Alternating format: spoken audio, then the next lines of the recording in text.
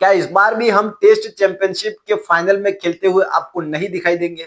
जी हाँ, ऐसा हो सकता है क्योंकि कोच गौतम गंभीर साहब ने जिस तरह की पिच पहले टेस्ट मैच के लिए बनाई, जिसमें साउथ अफ्रीका ने जबरदस्त तरीके से टीम इंडिया को हराया और सीरीज में 1-0 से आगे।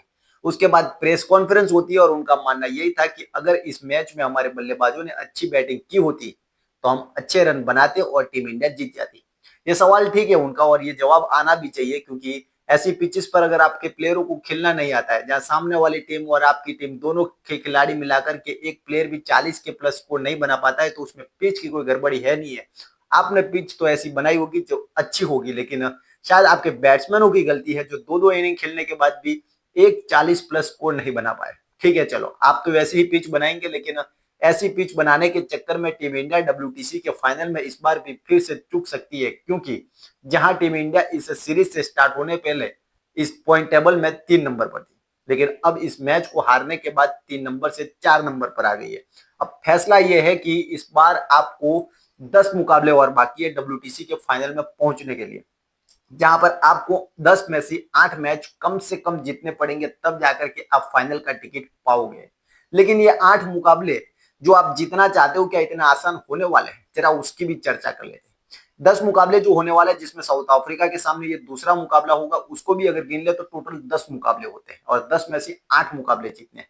जहां पर साउथ अफ्रीका के सामने ये दूसरा मुकाबला होगा, उसके बाद 2 मैचेस आपको खेलने हैं श्रीलंका में जाकर के, श्रीलंका की धरती पर, जहां पर किसी भी टीम के लिए इतना आसान होता नहीं है। ऑस्ट्रेलिया गई थी, ऑस्ट्रेलिया भी हारी थी, साउथ अफ्रीका भी हारी थी। ऐसी टीम है श्रीलंका की टीम, जो उसके अगर घर में खेलती है तो उसको वहां पर हराना इतना आसान होता नहीं है। जहां पर 2 मुकाबले आपको वहां पर खेलने हैं, उसके बाद सबसे 2 बड़े मुकाबले होंगे न्यूजीलैंड के, वही न्यूजीलैंड जिसने आपको घर में आकर के 3-0 से हरा करके गई।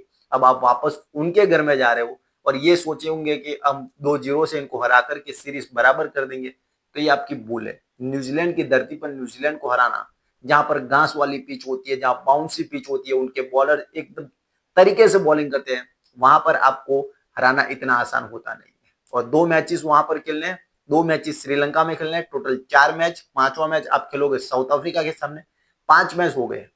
उसके बाद होगी ऑस्ट्रेलिया की टीम इंडिया में एंट्री, यानी कि ऑस्ट्रेलिया आएगी हमारे यहाँ और 5 मुकाबले खेलने वाली है, जहां पर 5 मुकाबलों में से टीम इंडिया को चुनौती जबरदस्त तरीके से मिलेगी, क्योंकि ऑस्ट्रेलिया एक ऐसी टीम है, चाहे वो अपनी धरती पर खेले या किसी और की धरती पर खेले, वो कभी हार नहीं मानती है। तो टोटल मिलाकर के 5 ऑस्ट्रेलिया के सामने, 2 श्रीलंका और 2 ये न्यूजीलैंड, टोटल हो गए आपके 9 मुकाबले। इन 9 मुकाबलों में से आपको 7 मुकाबले जीतने पड़ेंगे, अगर दूसरा मुकाबला आप साउथ अफ्रीका के सामने जीतते हो और सीरीज बराबर करते हो। लेकिन ऐसा लगता नहीं है, लगता नहीं है, इसके पीछे की भी रीजन है। गौतम गंभीर साहब का क्या मानना है कि हम तो पिचेस वैसे ही बनाएंगे जैसी हमको चाहिए, स्पिन ट्रैक वाली। जब पहले मुकाबले में खेले, आपके बैट्समैन तैयार नहीं थे, आपके बॉलर भी तैयार नहीं थे, लेकिन आपने स्पिन ट्रैक इतना ज्यादा घुमाव दे दिया, इतना घुमाव दे दिया कि आपके ही बैट्समैन आपके ही जाल में फंस गए। न्यूजीलैंड ये सिखा के गई आपको कि आप अगर ऐसी पिच बनाओगे तो हमको नुकसान नहीं होगा, नुकसान आपको होगा, और ये हुआ भी। यहाँ पर न्यूजीलैंड 3-0 से हरा कर गई।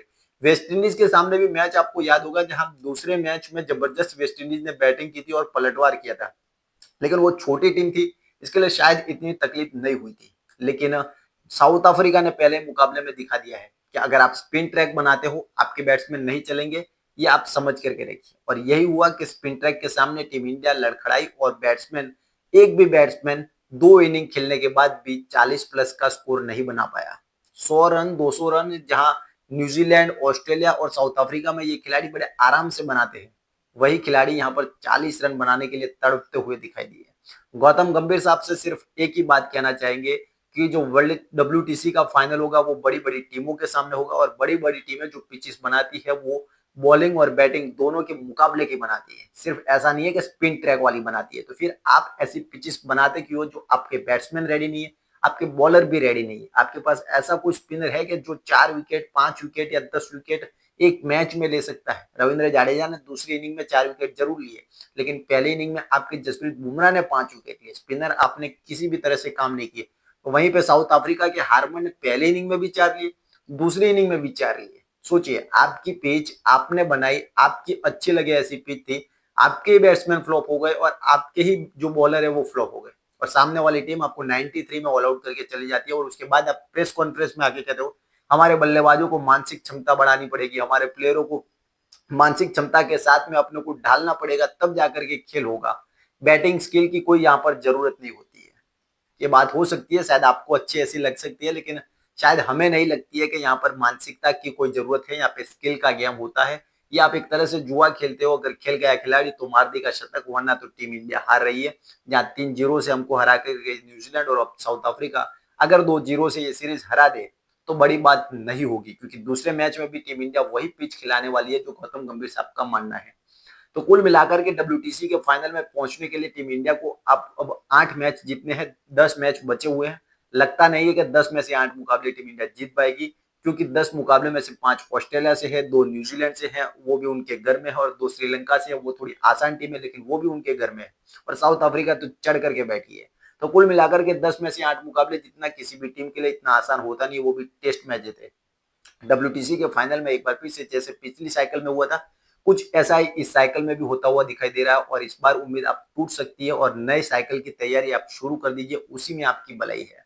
देखते हैं अब आने वाले टाइम में दूसरे टेस्ट मैच में टीम इंडिया कैसा परफॉर्मेंस करती है, क्योंकि उसी के बाद जाना जाएगा। अगर ये परफॉर्मेंस भी अच्छा नहीं रहा इस दूसरे टेस्ट मैच में, तो फिर आने वाले टाइम में आपको उम्मीदें छोड़ देनी चाहिए डब्ल्यूटीसी फाइनल की, और आपको सिर्फ एक क्रिकेट की तरीके से क्रिकेट को खेलना चाहिए और सीरीज दर सीरीज आपको जीतने की कोशिश करनी चाहिए। डब्ल्यूटीसी एक बार फिर से आपके लिए नामुमकिन है, इसको कैंसिल समझिए।